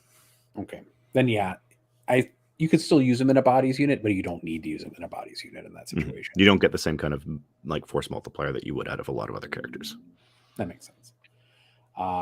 Jay asks, I have my round for the OWL coming up, and we are playing Mission L, Scorched Earth, Dawn of War. At what point should you burn objectives? He's playing a Marine Mirror, Gladius into Ironstorm, and they're playing on WTC layouts. If you are able to secure kind of your triangle afterwards, because remember, you only need 2 objectives a turn to do that. If you can get to an objective fast and burn it, I would recommend that you do. And then you just basically pivot your whole force to fighting over the other 2 midfield objectives and keeping your home safe. So I would do it earlier rather than later, because the later on in the game you go, the fewer resources you tend to have, and the less likely it is you're going to want to commit an entire unit's turn to burning that objective. That makes sense. All right. The next question is, why no Innis? It's because Innis has a long journey ahead of him to get to Southern California, and he's packing and stuff like that. Although he was in chat, so who knows? Tom H asks, if 3 Norns, would you bring all emissary or mix and match? I think you take 2 emissaries and 1 of the other one. Yeah, 2 emissaries and 1 assimilator. That was what Hogan Franklin was running at Tampa, and he did make Shadow Round with that build. It is a heck of a stat check. Yeah, I mean, that's what the Norns are going to do if you're taking that many of them as well, right? It's just what's going to happen. What's your favorite Halloween costume you've ever done? Is Bryce's question. I don't remember the last time I did a Halloween costume, to be honest. So the Stormtrooper armor behind me is my favorite Halloween costume. That is very awesome. Preston asks, will tonight's show be titled Craft World Sam Hain? It will not. Although that is very nice. Good. I do like that. But we'd already picked that would be of moment. So like a week in advance, because we had 2 titles for last week's episode that we were undecided about. Griggs next year though, Preston, next year. Griggs asks, any miniature storage/display solutions that you would recommend? I used to swear by the Detolf, and then my Detolf imploded, so it's still good. It's tempered glass, so it was easy to clean up, and we didn't get that hurt doing it. But the Billy bookcases, there's actually, I think the Billy bookcases, there's actually a mod that you can put a glass door on them. That's one of the nicest ways for like display. For storage, most of the armies that I have are just stored in Tupperware bins, or like big Rubbermaid totes. The really useful boxes or whatever. That's what I was just about to say. The really useful boxes are really useful at storing armies. And you can very easily cut metal to shape and then magnetize your model spaces. That's what all of mine are. They're all magnetized. I will eventually get around to that, but my Dark Angels are there's too many models. It is a little hard to get into it. So those are the recommendations. Donald asks, do we know what attendance numbers are like so far for 10th? Is it up or down since the beginning of 10th edition? There's been a lot of chat that TOs are struggling to get full numbers for local 2-a-day events. It's kind of a tough one to go through. Like a really good example, both the team events that I went to in the last 2 weeks sold out. One was a 64-person 16-team event. The other one was a 90-person 18-team event. The GT that I went to a few weeks before that was a little low on numbers, but it was also in Quebec City, which hadn't seen large events in a very long time. And I think it was only like 4 or 5 people short of what they had targeted. The big thing, I have been looking at the numbers. I haven't looked at the numbers in the last few weeks, just because I've been so busy. Now that I have a bit of downtime this weekend, I am going to be putting together an article on, or I'm going to try to put together an article on event attendance for the first few months of 10th, as opposed to like the last 2 years of 9th, based on the data that we've collected. We did at one point look at some of it, and there wasn't like a drop off or anything like that for 10th. There was still week it had grown. Yeah, there was still some growth, but the acceleration that we had seen, especially in 2022, had slowed down. Yes.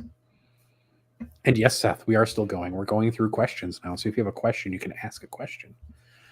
So look for that. We'll probably present some of that data also on the show at some point. Maybe we'll do another stat show at some point and have another stat guest on or something. That'd be awesome. I'm not going to answer Tom's questions because I feel like that's only going to cause problems. Derek sent a GIF, which is what doth life? I don't know. Life is 42. That's what I'm going to say. 42 is the answer to the question. Nikki D asks, is Gladius truly the best way to run my beloved Blood Angel still? And then also best vampire book, film, movie, or TV series? Underworld. I like Interview with a Vampire, both the movie and the TV series. They're both quite good. I think Ironstorm is the best way to run Blood Angels. Sorry, guys. I do really like the Ironstorm Blood Angels list. Come on, we've heard it hyping up. Ball Predators, they're all the rage. Go get them. It's true, they're sold out everywhere. Eric doesn't have a question this week. Instead, we're going to shout out Eric's wife and for putting up with him for 18 years. Happy anniversary, Eric. Happy anniversary, Eric. Marshall says, do you consider Sisters of Battle a real faction yet? They've always been a real faction. We just joke that they go up and down and all around for win rate whenever we talk about them on the show. I will say, when we talked about them the week after Tampa, they went up the week afterwards. So I think it's spite. I think spite is the fuel Spite for and the malice. sisters. Spite and malice for us specifically is what fuels the Sisters of Battle community at this point. Frank asks 3 questions. The first one is, how are you feeling on the non-compliant chapters post-codex? They are the 2 best way thumbs. to run the codex. I think we all know Ironstorm / Firestorm are the 2 best detachments, but how are you rating Vanguard? Vanguard definitely has play. Vanguard has mobility shenanigans, which, we play a game that is highly dependent on highly mobile units. Marine units tend not to be that mobile, so giving them that flexibility is really powerful. I've had way too many people looking at Devastator Centurions lately, because Strike from the Shadows with that unit is hilarious. That's the +1 hit, +1 AP one. Is that right? +1 ballistic skill, +1 Ballistic AP. skill, sorry. So it even through a stacks with -1, hit the worst you're hitting modifiers. on a 3, and then you're rerolling one's base and rerolling all hits if they're on an objective. Fair. So pretty good. Yeah. Is the best attachment for Templars still just Righteous Crusaders? I think the math is showing that Ironstorm is workable, right? So far. Yeah, I think though that Templar Horde is the better way to run the army. But I could very easily see Ironstorm overtaking it just because vehicle spam is fun. That makes sense. Preston has another question. Have you had any trick-or-treaters? If so, what was the best costume? They had stoned high schoolers dressed as stoned high schoolers. As an apartment dweller, we don't really get trick-or-treaters to give candy to. I will say that I did see I saw some kids all dressed up as like the Five Nights at Freddy characters and stuff like that, which I thought was kind of fun. And inevitably there's always somebody running around in an inflatable T-Rex costume, which is enjoyable. Yeah. Do you have trick-or-treaters in Canada, or is it too cold outside for kids to But we trick-or-treat? do. Well, actually, here in Canada, we just always planned it. Well, in this area of Canada, and I guess Saskatoon as well, because there was snow all weekend. It was beautiful. We always plan you always plan your costumes around having to wear a snowsuit. That makes sense. When you're a kid. We actually had snow but- today in Chicago. Yeah, we had snow while I was gone. So, but yeah, no, I live in a condo, so we don't really get trick-or-treaters either. There's also only 8 units in this part of the condo, and there's almost no kids in my neighborhood, or at least in this area, because it's mostly just young professionals. And then Innes has a question. Who is winning Cali Cup? Ooh, I'm gonna say that's a tough I'm one. gonna pick Anthony to win Cali Cup. No, Anthony's gonna live the world leader life and go something in 1. I mean, my second choice is Innes, just because I think Innes can win. But I think Innes can win, but they are doing player place terrain, which Innes doesn't have a lot of recent experience with. That's so true. That might hurt him. But at the same time, the player place rules that they're using might favor CSM. Same with CA. I don't know. It's a tough one. I would love to see Ben Urich win it, because he's not quite a California local, but he's as close as you're going to get to it. And it would be very funny to see him win again with Eldari after he was saying that Eldari are fine and they don't need to be nerfed again. How about instead we just say Innes, Ben, and Anthony go 1, 2, and 3 in some combination thereof? Deal. I like it. Will Innes make it through the airport? Will Innes survive Southern California food is really the question. Oh, he'll be fine. Ask each other. There's plenty of white people food there, right? Did you see my? Yeah, that's true. What was your list name again, Innes? Innes named his list ... Okay, I gotta actually look at it. Innes just here so Ben doesn't win Wilson. All right, so you're playing Ben round 1. Anthony says Joel Wilson wins it. All right. Ooh. So Joel Wilson is running CSM. His list name is Destroyer of Balls. He's running Abaddon the Destroyer, Dark Commune, Cultist Mob, Legionnaires, 2 full bricks of Accursed Cultists, an Undivided Forge Fiend, a Nurgle Forge Fiend, a Nurgle Hellbrute, 4 Nurgle Oblitz, and then 2 units of Nurglings and the Changeling. I will actually say the Hellbrute tech makes me laugh. Anyone who doesn't know what the Hellbrute does, basically whenever you pact for one thing, you get the other thing as well. So a really good example of that is Nurgle Oblitz. You pact for sustained. You're sitting next to Abaddon. You're rerolling all your hits. You get crits on 5s. But that, if you're standing next to Hellbrute, you get lethals. And because you get crits on 5s, every 5+ is both a sustained hit and a lethal hit. All I'm going to say, Seth, is Richard Siegler couldn't win an event he prepped for that was local. Why would he be able to win an event he's trying to win at the last minute? Yeah, Sorry, he needs to stop pairing into Art of War. And because both Nick Nonavati and Anthony are there, that's not going to happen. It's true. Will asks, is it possible to pull up unique player counts from the data? Yes, it is. We do that all the time. Yeah, we do it all the time. It could be interesting to see comparison between unique player counts and average weekly players for some of these low rep factions, such as Sisters Drukhari, next to their win rates. Yeah, we can do that at some point. Put it in the literal stat check channel instead of in questions, and we can take a look at it as a suggestion. Yep. Merrick Werp asks, have either of you seen the new Games Workshop website? The answer is cute yes. To look at it.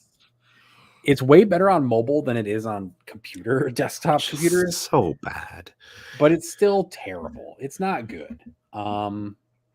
It looks, I think the analogy that I use is that it looks like a movie set of a really nice looking city, in that it's all facade and no interior. There you go. It's just held up by wooden planks behind it. Yeah, so it looks really pretty, but it's not very functional. What is one unit that you would like to see get some time in the spotlight, and what do you think could be done to fix them? Ooh. Repentia. Just make melee good again, and that would probably, yeah, there you go. I mean, give us Bloody Rose back. I would like to see Drazar get back into the spotlight again. No. Sorry, guys. Fuck him. I just want to go back to traumatizing people like Seth. He sits out for at least one edition. He's in the timeout bench. Can we 11th edition, you get your Drazar back. Can we get Archons back in the capable of doing things bucket then? So funny story about that. My Drukhari opponent round 2 had an Archon, and he said he's just going to sit here. He's going to vect one of your strats, and he's not going to do anything else all game. Didn't start him in a boat. Didn't start him attached to a unit. He was just like, he's just a man with a dude at a prayer. He's just going to sit here, and the first strat I want to cost an additional CP. I'm just going to vect. He did. I CP reroll the one attack. He's like, all right, I'm vecting that because the Archon was about to die. I like how Seth is going to be permanently traumatized by Drazar. Most people who played into 9th Drukhari are traumatized by Drazar. They picked up half your army half the time. I mean, that does remind me of 9th edition when I played into Admech for the first time, and Drazar killed 60 Vanguard Rangers by himself. I lost the game, but he stood atop a pile of corpses, essentially. All right. Ben says, if you both had cricket bats, do you think you or David Gaylord would kill more Nurglings? I think David Gaylord's in better shape than both of us, so he would probably end up, through being in better shape, killing I think he's more also Nurglings. Taller than both of us, so he's got longer reach. David Gaylord is taller than both of us? Fucking with you. It's like, wait, that's not how height works. Tomic from Contact Lost says, what do you think is next for GW after Atlanta? Make this a recurring thing, do an official World Teams event, anything to beat Atlanta in the future? It's tough. I think it depends on how it goes this year. I think if it they already did 2 years of event cycles, I wouldn't be surprised to see another year of event cycles. If this event goes off really well and they get good public response, then I assume that we'll see another Atlanta-esque event in the future. Yeah, I would, if this goes well, the way that they've structured this, I would expect them to continue doing these. Yeah. And so far, it looks like it is going well. The circuit is well attended that they've created. I think it just depends on what kind of the reception is to Atlanta this year. Yep. Do you think GW is going to balance the game to see all detachments in a book playable or more units in a book playable? Has GW made it more difficult for themselves with the need to balance both for each book? I think they balance units more than detachments. I think they're okay with the armies having 1 to 2 builds, it seems. If that's 1 to 2 balance, my opinion. Yeah, I blinked out for a second there again. I think my internet's getting spotty. It's hard to tell. Really. I said unit focused, but yeah, I think unit focus is better. If only a single detachment is viable competitively, but all of the units are viable. I think people prefer that. You want people to be able to play with their toys more than you want them to be like have variety in the faction. I don't know. It's a tough one. Yep. I don't think GW's made it any more difficult for themselves than before, although I will forever think that they did not really make the game any less complicated from a balance perspective. Based on No, they definitely did, because you now just have those 6 strats and those 4 enhancements or 7. Sorry, yeah, 6 strats and 4 enhancements in any given detachment. So it's very easy to just pull the levers on those, because you're never dealing with, okay, so I have demons in my army, which means I have access to demon stratagems, which means I have access to demon enhancements, and it just gets messy. Or I'm playing Dark Angel, so I have access to the Dark Angel enhancements and stratagems in addition to the Marine stratagems and enhancements. So it's better, but it's not perfect. Right. I think we can give GW like a couple more balance patches before we make a decision about how they're approaching balance this edition. 100%. Wraithguard is 340, Yinkarn is 350. You can add 100 total points, 100 points total to the units. How do you split it to make Eldar the most balanced? Yinkarn 450. Yeah, just make the Yinkarn 450 points. I think that's fine. I want it to be a quarter of an Eldar army if it's going to teleport every damn phase. Yeah, if you're not making any rules changes and only adjusting points, that's just what you do. You just make the Yinkarn as expensive as possible. In fact, you could probably price it out of existence and the Eldar army would just adapt around it. Like, you see plenty of Avatar of Cain lists. You see plenty of no Avatar lists at this point. No Avatar lists can win events just fine at this point. What Warhammer Fantasy Book Old World Army are you going in on for Stat Check Boomer Edition? I'm not. I don't know that I can pick up another hobby at this point. That's too much. I'm just not interested by fantasy battles. The old models have no appeal to me whatsoever. You're the one person who I think I can say this around is that I think fantasy is just too generic. Sorry, guys. Yeah, it really is. Age of Sigmar has way more character and way more flavor than fantasy does. Models. And cooler models. I'm sorry. Why can't I sleep, says Innes. Too many urn brews is what I'm going to say. Nah, pre-travel jitters. We all get them. Go. That's also fair. That's a better, more logical answer than what I said. You're both lucky you're not coming to Cali dead to me. Look, you grognards and old school Warhammer players can have your fantasy battles. I'm going to stick with 40K. I mean, if we do end up switching to it as a podcast, then I would pick an elf faction probably. Yeah, I mean, or maybe dwarves. I don't know, man. Mickwarp. AOS has no flavor, except it does have more flavor. Like, Flesh Eater Courts are amazing. Let's just talk about it. They are Bretonia, but better, because they're Bretonians who are hallucinating that they're Bretonians, but are in fact flesh-eating cannibals. Yeah. I'm not saying the gameplay is better than fantasy. I think the gameplay in both of them is bad. Yes. But the models make the game. Yep. AOS is topping and no filling. I honestly think that there's no point even talking about it, because the people who like fantasy are embedded in liking fantasy, and there's nothing that will dissuade them from liking fantasy. Matt O asks, one of the 2 questions that are in here, is this the best meta in years? Sorry, Drukari. Not many factions. Would shock me if they won an 80-person GTA major or something like that. I think most of it is. It's mostly better. Like, mostly one of the best ones. Eldar still need to have their wings clipped a little bit. CSM are verging on this is a problem, and Votann probably need a bit of a chunk taken out of them, like maybe like a 5% points increase. But otherwise, it does feel really good. Everyone has not an equal chance, but everyone has a chance at winning an event. And then Valentin Puchkarov asks, hey, gents, joining late. Did you talk about the GW Worlds FAQ? Jeremy did give a 3-point review, essentially, of his review of it. I haven't read it yet, so I don't have any opinions at the moment. Go check out the Goonhammer hot take. It's a pretty good coverage of what changed, and covers the most of the TO community that I talked to's opinion on it. Yep. And then Ben asks, if we keep asking questions, will you keep broadcasting? And the answer to that is no. Despite the fact that we've hit almost 2 hours, which was not an expectation. So, on that note, Thanks to Ben for bringing us out correctly. Everybody have a wonderful evening. Thank you for watching. If you've stuck around for 2 hours of this show, if you like what you heard, watched, saw the nonsense chaos that me and Jeremy talked about, then please like, subscribe, comment, etc. Interact with our platform. It's one of the best ways to improve our visibility.